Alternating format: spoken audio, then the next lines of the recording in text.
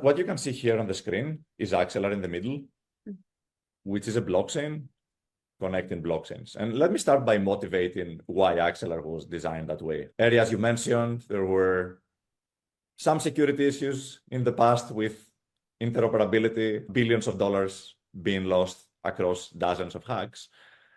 And when we're starting Axelar in 2020, there were all these projects that were claiming to be decentralized. Then a lot of them even had some dashboards with some validator names. Of course, everything was closed source. No one could validate if the claims were true or not. But the vast majority of people are not technical, and they just take these claims at face value. So a lot of these protocols ended up having more than $1 billion in value secured.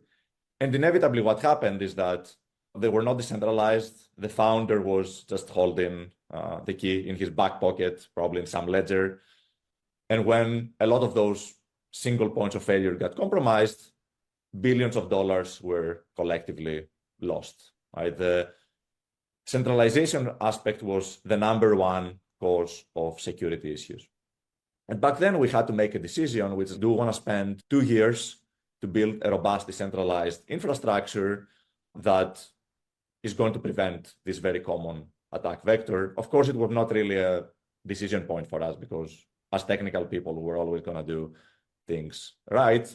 But it was not the easiest, because you do have to say, I'm not going to capture market share now. I'm going to do it later, right? But that's the mistake that a lot of these other projects did. They took shortcuts, they cut corners in order to go to market fast, while Axelar spent years to do things the right way.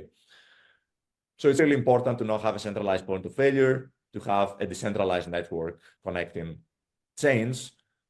And we asked ourselves, what's the way to decentralize a validator set? The only way we know is by launching a proof of stake network. And that's exactly what we did with Axelar.